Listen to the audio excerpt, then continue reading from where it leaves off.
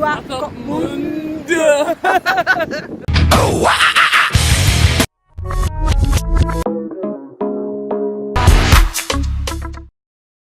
Heading off to Walvis Bay right now. And then from there head to Swakopmund for the next few days of just straight up adventures. But first, let's check out the hotel I was staying at. Cute. We're going to the dunes. Alright, now you have to hold on. Hold on.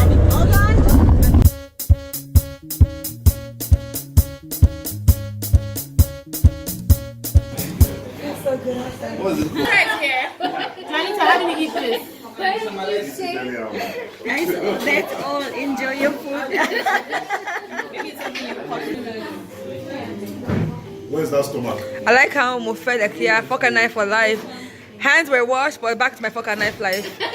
And that was meant to be the end of our time in Swakopmund. But Mofi and I were like, wait to a job, please, wait to. And so we both chose to stay behind to explore a bit of Swakopmund. So the next day, went to the local beach and walked around, met a couple of local guitarists, learned a bit more of their history from their own perspective. After that, we went to a museum that had a pretty good showcase of the animals that they do have in Namibia, along with the precious stones they mine in the country. And it showcased a bit of the history of the people within the country.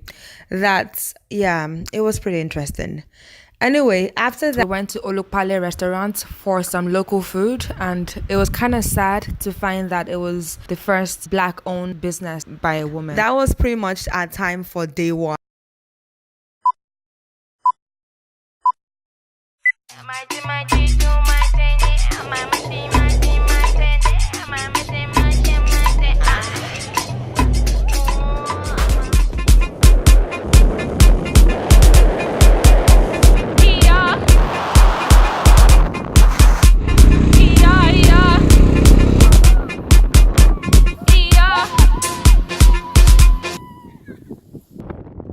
That was so much fun, but walking back up the dune was so painful.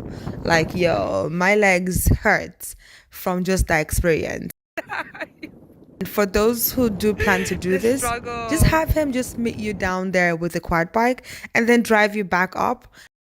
Anyway, after that, we asked our tour guide to take us to an overlooking point, so just sit down, relax, and just taking the view of the desert and watching the ocean and see where it meets the desert. And that was just beautiful.